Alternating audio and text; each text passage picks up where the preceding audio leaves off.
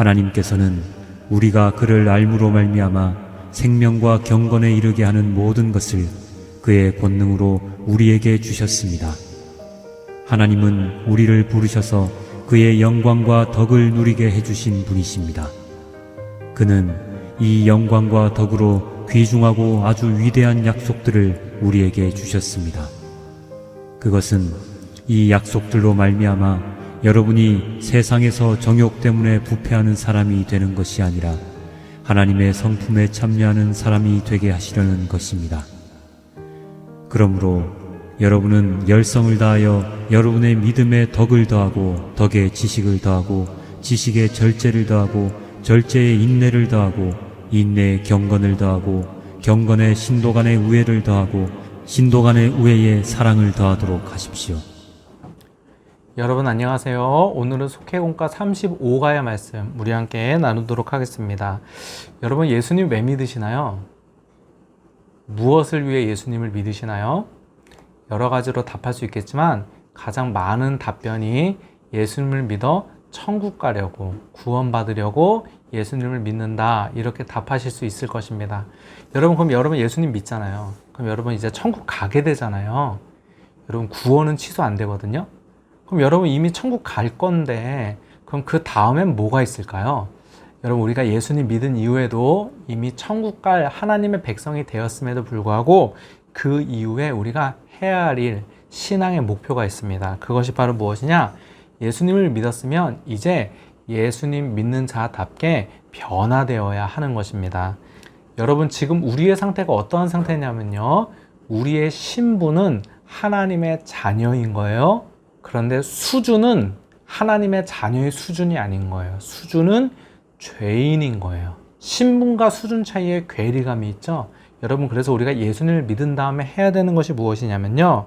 우리의 수준을 하나님의 자녀답게 변화시키는 일을 우리가 해야 되는 것입니다. 이것을 어려운 말로 성화라고 하는 거예요. 우리가 예수님을 믿은 다음에 성화, 거룩한 삶을 살기 위해 노력하고 변화되어야 하는 것입니다. 오늘 본문에도 보니까요, 이런 말씀을 하고 있습니다. 3절에 보니까요, 하나님은 우리를 부르셔서, 우리를 부르셨다는 이 말은 우리를 구원해 주셔서 이런 말이에요. 하나님은 우리를 구원해 주셔서 그의 영광과 덕을 누리게 해주신 분이십니다. 하나님이 우리 구원해 주셨어요. 자녀 삼아 주셨어요. 그래서 어떻게 하셨어요? 하나님의 영광과 덕을 누리게 해주셨다는 거예요. 자, 왜 하나님이 우리를 구원해 주시고 이런 하나님의 영광과 덕을 누리게 하셨는가? 그 이유가 4절 마지막에 나와 있습니다. 4절 마지막에 보니까요. 그것은 하나님이 우리를 구원하셔서 하나님의 영광과 덕을 누리게 하신 것은 이 약속들로 말미암아 여러분이 세상에서 정욕 때문에 부패한 사람이 되는 것이 아니라 하나님의 성품에 참여하는 사람이 되게 하시려는 것입니다. 왜 하나님이 우리를 구원해 주시고 우리에게 하나님의 영광과 덕을 누리게 해주신 거예요? 하나님의 성품에 참여하는 사람이 되게 하려고 그랬다는 거예요. 다른 말로 하면 하나님의 성품을 닮은 자들이 되게 하려고 하나님의 영광과 덕을 누리게 해주셨다는 것입니다. 여러분 하나님이 우리를 구원하신 데는 구원하신 목적이 있습니다. 그 목적이 무엇이냐? 그냥 우리를 천국 보내는 것을 넘어서서 우리를 하나님의 성품을 닮은 하나님의 자녀로 만드시고 싶으신 거예요. 우리를 통해 하나님의 성품을 이 땅에서 드러내고 싶으신 것입니다.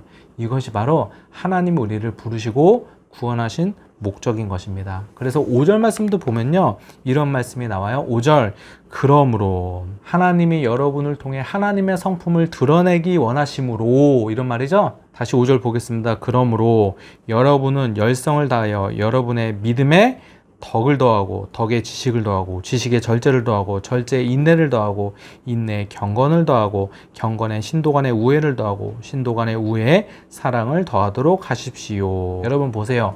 5절에 보니까요. 믿음이 기본이에요. 믿음 위에 이러한 하나님의 성품을 더해야 된다고 오늘 본문이 우리에게 말씀하고 있는 것입니다. 여러분 우리가 예수 믿는다고 끝나는 것이 아닙니다. 여러분 예수 믿어 구원 받았어도 여러분 구원받은 이후에 하나님의 성품을 드러내는데 힘써야 되는 줄이 있습니다. 제가 최근에 김동호 목사님 유튜브 채널을 보는데요. 며칠 전에도 영상을 보는 중에 크게 감동받은 내용이 있었는데요. 이런 내용입니다. 이웃이 밭을 사면 배가 아프다는 말이 있습니다. 목사님도 그렇다는 거예요. 그래서 목사님이 하나님께 이렇게 기도했다고 합니다. 하나님, 이웃이 밭을 사도 배가 안 아프게 해주세요 라고 기도를 했다고 합니다. 그랬더니 시간이 지나 어느 정도 그렇게 되더라는 것이에요. 그래서 이번에는 하나님께 이렇게 기도했다고 합니다. 하나님, 이웃이 밭을 사면 배가 안 아픈 정도가 아니라 이웃이 밭을 사면 그것이 내 기쁨이 되고 감사하게 해주세요 라고 기도를 했다는 거예요. 여러분, 이것도 쉽지 않지만, 이웃이 밭을 샀을 때 감사하는 것이 쉽진 않지만 한번 여러분 된다고 생각을 해보세요.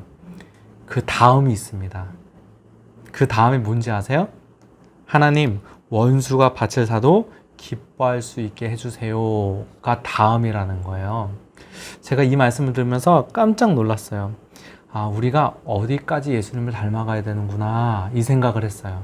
저는 이웃이 밭을 샀을 때 기뻐하는 것까지가 제가 해야 될 분량인 줄 알았거든요. 근데 성경은 그 이상을 요구하더라고요. 원수가 밭을 사도 기뻐할 수 있는 사람이 돼야 되는 거예요. 여러분, 이것이 어떻게 가능할까요? 오늘 본문 3절에 보니까요, 공동 번역으로 보겠습니다. 그리스도께서는 당신이 가지신, 그리스도께서 가지신 하나님의 능력으로 우리에게 경건한 생활을 하는데 필요한 모든 것을 주셨습니다. 우리가 경건 생활하는데 필요한 모든 것을 우리에게 이미 주셨다는 거예요. 여러분, 우리가 예수님의 성품을 따라 살아갈 수 있는 이유가 있습니다. 그것은 바로 예수님을 따라 살 수 있는 능력을 우리에게 주셨기 때문에 그렇습니다. 제가 초등학교 때 도둑질을 많이 했는데요. 도둑질을 하다가 걸리면은 어머니에게 정말 죽도록 맞았습니다. 그런데 그렇게 맞아도 그 도둑질을 고치려고 해도 고칠 수가 없었습니다. 한 번은 급식비를 몰래 사용했다가 어머니에게 걸린 적이 있습니다. 그래서 집에 가서 이제 혼날 생각으로 참 두려워 떨었는데 어머니가 저에게 이렇게 말씀하시는 거예요. 동빈아, 용돈이 필요하니 이제 매일 500원씩 줄게 라고 말씀하시는 거예요. 그리고 제가 급식비를 사용한 것에 대해서 아무런 말씀을 하지 않으셨습니다. 제가 그날 이후 도둑질을 끊었어요. 몇 년 동안 도둑질을 끊지 못했는데 그 사건 이후로 도둑질을 끊게 되었습니다. 나중에 어머니에게 그때 상황을 물어봤어요. 그랬더니 어머니가 이렇게 상황을 설명해 주셨습니다. 아무리 때리고 그래도 고쳐지지를 않더라는 거예요. 그리고 저를 보는데 제가 그렇게 밉더라는 것입니다. 제 모습이 꼭 도둑놈처럼 보였대요. 그래서 하나님께 울면서 기도했다고 합니다. 하나님, 도와주세요 라고 기도를 했대요. 그런데 놀라운 것이 그 이후로 그렇게 미워 보이던 제가 이뻐 보이기 시작하더라는 것입니다. 그래서 저의 잘못을 용서하고 사랑으로 품게 되었다. 하나님의 역사였다. 이렇게 말씀하시는 것을 제가 들은 적이 있습니다. 여러분, 우리가 사랑하고 싶다고 해서 사랑할 수 있는 게 아닙니다. 여러분, 우리가 말씀대로 살고 싶다고 해서 말씀대로 살 수 있는 것이 아닙니다. 여러분, 하나님 우리에게 말씀대로 살 수 있는 힘을 주셔야 우리가 말씀대로 살 수 있는 것이고요. 사랑할 수 있는 힘을 주셔야 또 사랑할 수 있는 것입니다. 여러분, 예수님 닮기를 소원하세요. 여러분, 우리의 수준과 우리의 목표를 예수님을 닮아가는 것을 목표로 삼으시기 바랍니다. 여러분, 그러나 그것이 내 힘이 아닌 하나님의 능력과 하나님의 힘으로 여러분이 예수님을 닮아갈 수 있다는 것을 기억하시기 바랍니다. 나눔 질문 드리겠습니다. 첫 번째 나눔 질문은요. 여러분이 하나님의 뜻대로 살려고 노력해도 내 힘으로 할 수 없는 것이 있습니까? 여러분, 혹시 그런 것이 있다면 무엇인지 생각해 보시고 나눠주시기 바랍니다. 두 번째는 결단 질문인데요. 여러분이 여러분의 힘으로 할 수 없는 것에 대해서 하나님께 솔직히 고백을 하시고 하나님께 도와달라고 여러분 기도해 보시기 바랍니다. 그렇게 하나님 의지하며 나아가시는, 그래서 말씀대로 예수님처럼 살아갈 수 있는 여러분 되시기를 바랍니다. 감사합니다.